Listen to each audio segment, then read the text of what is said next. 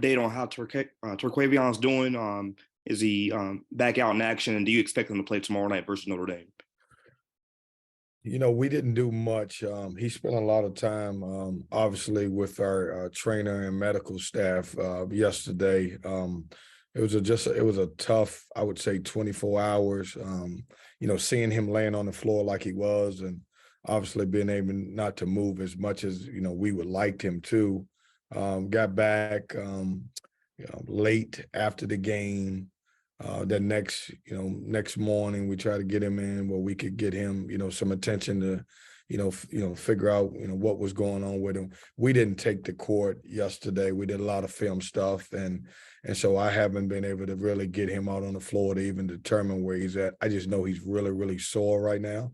I would say it'll be a game time decision, but it's going to be tough because I don't even know if he can shoot the basketball at this moment. He fell on his it was more of his right elbow on his shooting hand, and so I'll know a little bit more later on today. First thing tomorrow, right up until game time, probably. Thanks, Coach. Thank you. Go to Luke DeCock. Go ahead, Luke. Kevin, regardless of his status for Notre Dame, and the fact that you're talking about day to day and he might play compared to what things looked like Saturday night. I mean, what is sort of the emotions you've been through sort of after the game, going to visit one of your own players in the hospital to the point where maybe things, aren't the worst case scenario they look like Saturday? What's that been like for you? Yeah, Luke, it's tough. I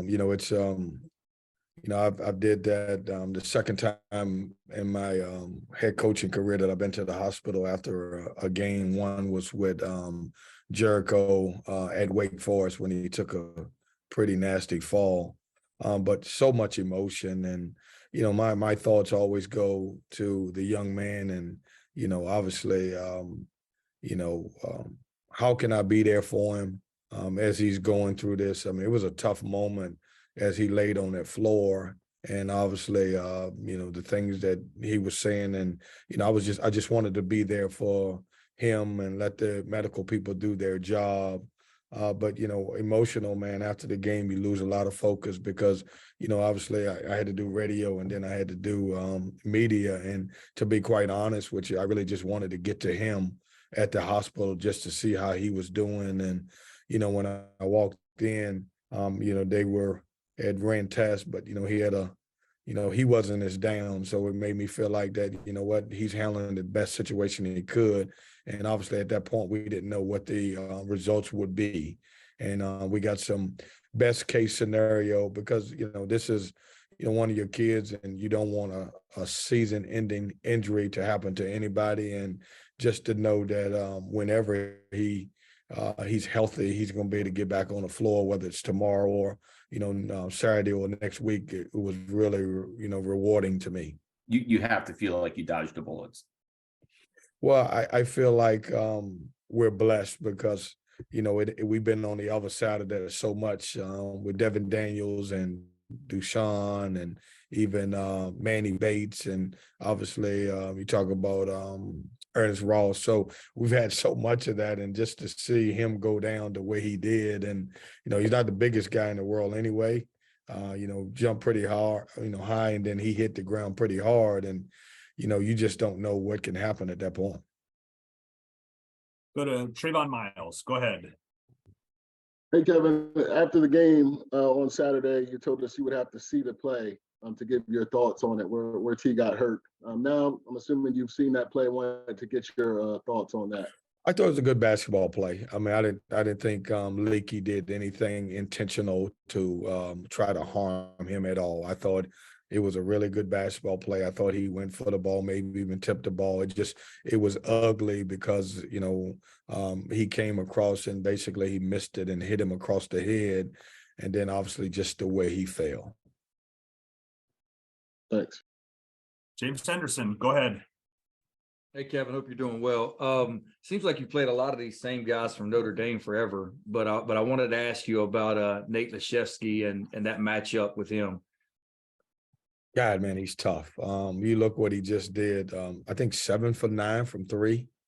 I mean, he's really tough. He may be one of the toughest matchup guys in our league because he has the ability to, take you down low at his size at 6'11", but he stretches you out so much. He makes you play a little bit different because you have to respect him on the perimeter, and they do a good job of running a continuity motion offense where he's in a lot of pick and pop situations. And so really tough situation, tough matchup for us. I think more tough for anybody in the league because anytime you got a guy that can step out and shoot it that well, it really causes a lot of problems. Thanks, Kevin. Thank you. Rob McLam, go ahead. Yes, Kevin, I was wondering what positives do you take from the game in Chapel Hill, particularly in regards to how your team played after Smith got hurt? I thought we did a lot of good things. I thought throughout the entire game we did some good stuff. I thought defensively we were very stingy. When you look at, if you take away the amount of free throws that they made versus we did, we made 6 more field goals. I think we made 26. They made 20. We actually made 1 more 3. I thought we did some good stuff. When he went down, we were able to cut the lead to 6 and kind of went, 6 to 8 to 12 to back to 10. But I thought we did some good stuff. I thought Jarkel Joyner was very aggressive towards the end, and we were able to throw the ball inside to DJ Burns and be able to get some stuff. But it was a really I know they scored 81 points, but I thought from a field goal percentage, we played a really good defensive game. All right, we'll go to Evan Abramson. Go ahead, Evan. Hey, Coach. Good morning.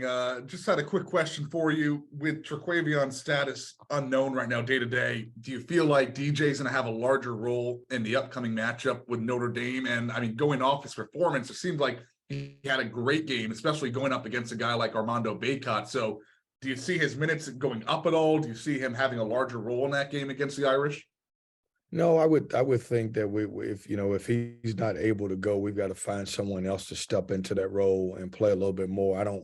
DJ's minutes probably will not go up. I mean, he's playing probably the right amount of minutes that he can play now. And yeah, I thought, after the first 2 or 3 possessions at Carolina, once he settled in and didn't settle for jump shots, I thought he was really good. I thought he scored around the basket. He gave us a tremendous lift, and, we could throw the ball inside to him, and then certainly he's a great passer. But I don't know that, someone else would have to step up, one of those other forwards, or we would, go with an LJ or a Breon Pass to be able to step in and play a few more minutes. And your final question will come from Josh Graham. Go ahead, Josh. Kevin, with you guys playing Wake Forest on Saturday and the success that Steve's had in the portal, I wonder, when you went out in the portal and did what you did in the offseason, was there a model, was there an approach that you looked at and thought that's something that could work for you guys? And how has the portal changed the ability of ACC teams at the bottom of the standings to rebuild quicker? Well, I think it's I don't know that there's a model. I think we all have transfers, and we just hope and pray that they fit our style and they fit and they're able to come in and contribute. All transfers are not equal across the board. Sometimes you get guys who just never really feel comfortable in, the style or system that they end up playing in. In our case, a little bit different for me, and I probably went a little bit different than everybody else because of our injuries. I went with 2 centers, and most people wouldn't do that. And today, you typically have 1 center on each on team. But I ended up with DJ and Dusan, which I thought was very important because I was gun shy because what had happened the previous year with Manny Bates. And then, we needed to replace Jericho Ellams, and we got a Jack Clark, and obviously I didn't have Sebron leaving, who ended up playing a point for us. We needed a starting veteran guy who could come in and play. And so I think it's more fit. You look around college basketball, all transfers are not playing great, but if you can get the ones that you feel like fit your system, it's a little bit different now than going on in high school, because now you get a chance to really look at your team and figure out what do you need, what's your fit. And that's where I think the portal is really good at.